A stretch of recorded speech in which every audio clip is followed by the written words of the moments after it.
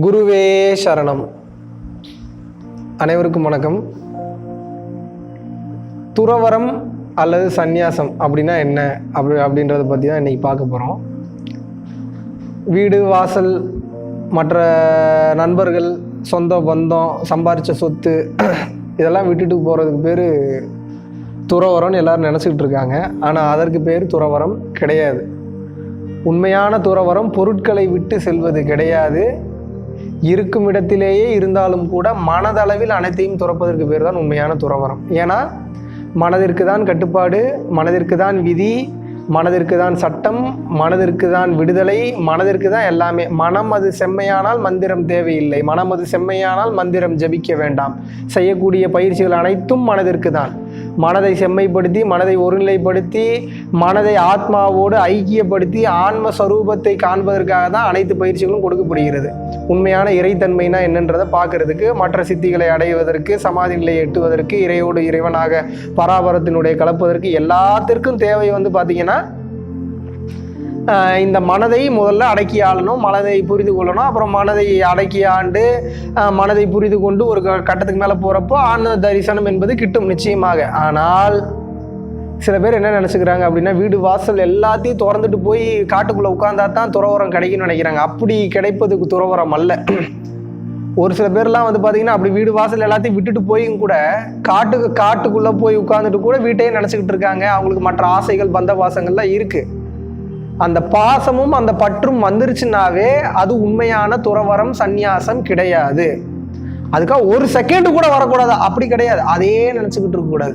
அப்படி எண்ணங்கள் வரும்போது அது உண்மை அல்ல, அது பொய், அது பொய், அது பொய், அது பொய், இது எல்லாம் கனவு அப்படின்ற அந்த பக்குவத்தில் ஒரு மனிதன் சந்நியாசம் மேற்கொள்பவர், துறவரம் மேற்கொள்பவர் இருக்க வேண்டிய அந்த பக்குவ நிலைக்கு தான் அவ்வளோ பவர், அந்த பக்குவ நிலைக்கு தான் அவ்வளோ சக்தி.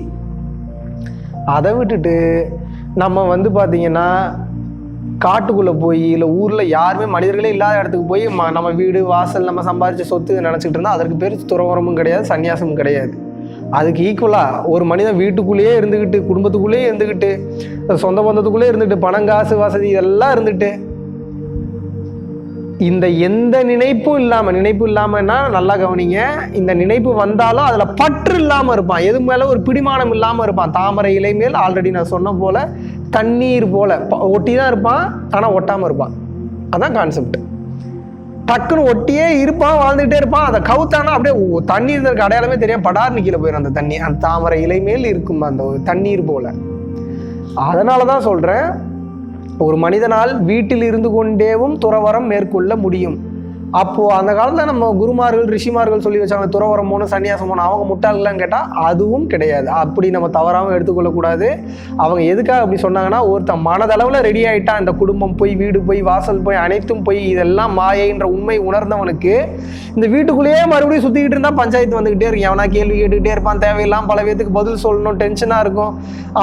அவனை போய், ஏன்னா இவங்கெல்லாம் அந்த மாயையிலே இருக்கிறதுனால ரொம்ப ஒரு விகாரமாக, ஒரு பூதம் மாதிரி தெரியும். இவனுக்கு பதில் சொல்லவே முடியாதுன்ற அந்த டென்ஷனில் இருக்கிற ஒருத்தனுக்கு தான் நீ தைரியமாக உன் குடும்பத்தை, வீடு வாசல் இதை விட்டுட்டு காட்டிற்கு செல்லும் போது, காடுன்னு மட்டும் நான் மீன் பண்ணல, இந்த பிரச்சனை இல்லாத மனித பிரச்சனைகள், மனித மூளையில் பிரச்சனை இல்லாத இடத்திற்கு செல்லும் போது உண்மையை நோக்கி இன்னும் நம்ம டீப்பாக உள்ளே போக, அமைதி, சவுண்ட் இல்லாத அந்த சைலன்ஸ், அதை நோக்கி இன்னும் டீப்பாக உள்ளே போகிறதுக்கு, அமைதியான இடத்தை நோக்கி போகிறதுக்கு ஒருத்தன் துறவரம் மேற்கொள்ளும் போது அவனுடைய பாதைக்கு இன்னும் சுலபமாக இருக்கும்.